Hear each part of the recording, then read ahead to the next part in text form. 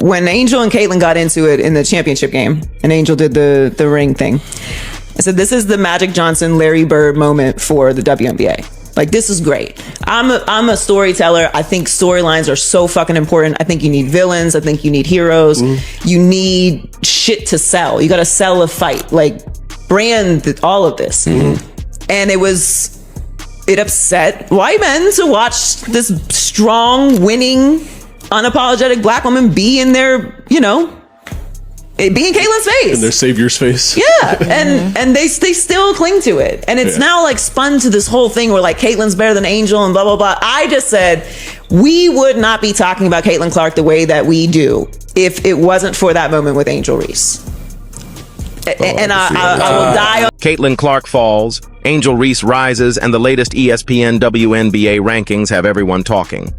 With the league heading into the All-Star break, ESPN's mid-season list just dropped a bombshell. Clark, once ranked number 4 in the preseason, has slipped to number 9, while Angel Reese, her college rival turned WNBA breakout star, has jumped from number 25 to number 18. It's a shift that speaks volumes not just about stats, but about momentum, narrative, and who's really rising to the moment. As Clark battles back from injuries and a shooting slump, Reese is dominating the glass, racking up double-doubles, and forcing her way into the national spotlight. The balance of power is shifting, and the WNBA's rookie class might not belong to just one superstar anymore.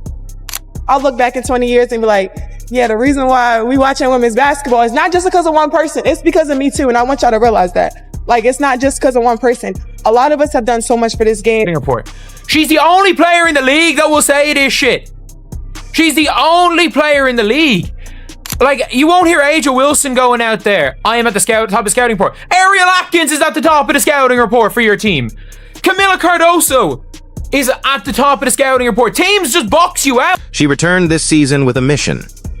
No drama, no headlines, just elite basketball. She's scoring at will, locking down the league's best forwards, and leading the Lynx to the top of the standings with quiet authority. The former UConn star was already one of the most hyped prospects in recent memory, but now she's proving she's more than just potential. Buekers is averaging 18.3 points, 5.4 assists, 4.1 rebounds, and 7 steals per game. Numbers that have her leading the Rookie of the Year race by a wide margin. She's composed, efficient, and already playing like a seasoned pro. And in a league full of talent, she's forcing everyone to take her seriously. Not just as a promising rookie, but as a rising star who's here to stay. The Fever rookie entered the season ranked number 4, one of the highest preseason rankings ever for a player yet to play a WNBA game. But now, she's fallen to number 9, and the reasons go beyond just performance. Clark has missed 10 games this season due to 2 separate injuries. First, a quad strain, then a groin issue, and while her passing and vision remain elite, her shooting has taken a hit. Since returning from her latest injury, Clark has gone just 13 of 41 from the field and 5 of 19 from 3.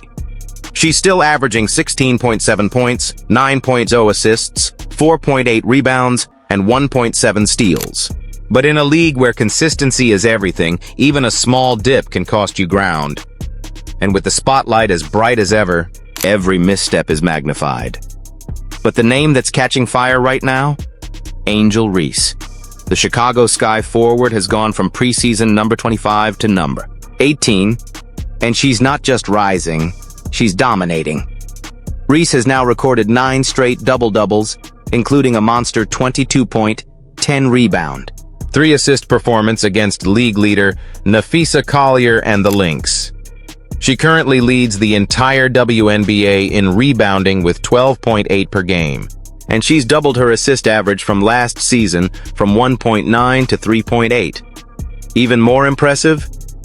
This month alone, Reese ranks 5th in scoring at 18. 8 points per game, all while being the engine of a rebuilding Sky team that's fighting every night. He isn't unfairly criticized is because I'm not gonna go into the bad guy, good guy. At the end of the day, Angel faces everywhere. right? And so when we talk about marketability and her inability to finish, her inability to do certain things, I think it goes to that. So I'm gonna keep it a band with you. I agree that if she gonna be the aggressor, then be the aggressor. At the same time, if you're gonna throw punches, you gotta take them. And so I felt like, to your point when you said, I bet she did, you can't see me because Caitlyn did it. Right. Absolutely right. But now when you come in the league, right, and you fall in, you know what I'm saying? You got your 13 and 13, but now it's not translating to. No rookie in recent memory has faced the kind of spotlight that Caitlin Clark carries. She entered the league not just as a top draft pick, but as a phenomenon, the player meant to transform women's basketball. From national broadcasts to corporate endorsements, the league positioned her as its future from day one. But in the WNBA, stardom isn't given. It's earned. And now, just a few months into her pro career, we're seeing the weight of those expectations start to show. The physical toll is undeniable.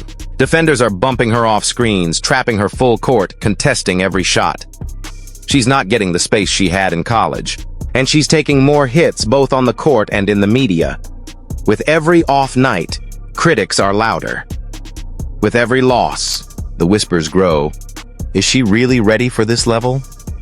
Is the hype fair? That's what makes this drop in ESPN's rankings so important. It's not just about numbers on a list, it's a reality check. Caitlyn's potential is still sky high. Her passing, her court awareness, her leadership, it's all still there. But this league doesn't wait. It moves fast. And if you can't keep up, physically, mentally, emotionally, someone else will take your spot. Was someone who ever held her tongue and was someone who had been a no comment machine in the past. Someone who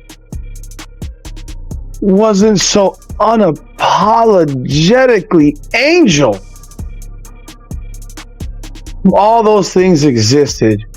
People wouldn't look at her recent no comment and just say, you've always had a comment before. And that's what makes this moment so crucial for Caitlin Clark. It's not just about her numbers dipping. It's about how quickly the story around her has changed. A month ago, she was being called the savior of the league. Now, she's fighting to prove she can handle the grind. And while it's true, this is only a slip, not a collapse. In a league this competitive, even a small dip in form can shake your standing. The expectations were never normal. The pressure has never been fair. But this is the WNBA, and greatness isn't measured by highlight reels alone. It's measured by how you respond when things stop going your way. Angel Reese isn't just rising. She's redefining what dominance looks like in the modern WNBA. She's not the smoothest scorer. She's not raining down logo threes. But what she does? She breaks wills, possession by possession, with every offensive rebound. With every contested board in traffic, with every relentless second-chance effort, Reese is carving out her legacy the hard way. She's become the emotional engine of the Chicago Sky, a team that many wrote off before the season even began. But Reese didn't care about preseason odds or media favorites. She came in swinging. From day one, she's played with a chip on her shoulder and the energy of someone who knows exactly what it means to be doubted and exactly what it takes to make them regret it. Is this for real? Is this really for real? But I'm going to show you this video because if you haven't seen it yet, you're going to absolutely fall out of your chair laughing. I know what I'm going to call this. I'm going to call this the curse of Dave Portnoy. Barstool Sports El Presidente. He went on a rant about that Ryan Clark stuff, and he said all he had to say about Angel Reese and Ryan Clark and that whole mess. And I will say this, his rant cursed Angel Reese because she proceeded to have the absolute worst game of right here, man. Release talking about Chicago Sky coach sends strong Angel Reese message after loss to Indiana Fever, right? So let's read what it says here. Chicago's loss to the Fever forced them to 2-5 on the season. They were finally gaining traction, winning back-to-back games against the Dallas Wings before they faced off against the Fever. After the loss to Indiana, Chicago Sky head coach Tyler Marsh responded to a question on Angel Reese's struggles, finishing the game against the Fever with 4 points, 12 rebounds, 2 assists. Marsh mentioned that he doesn't believe Reese struggled to make an impact against the Fever despite shooting 28.6%. This isn't just about stats. This is about presence. She walks into arenas like she owns the floor. She crashes the boards like it's personal. And when she stares down a defender after a bucket, that's not just fire, it's identity. She's bringing edge to a league that's been starving for raw emotion and unapologetic confidence. And don't let the noise fool you. The veterans feel her. Some try to rattle her, some test her toughness. But she hasn't flinched. Because Reese isn't asking for respect, she's taking it. She's earning all-star consideration in her rookie season. She's leading the league in rebounds, and she's now ranked higher than players who've been in the league for years. This isn't a fluke, it's a shift. And the scariest part? She's just getting started.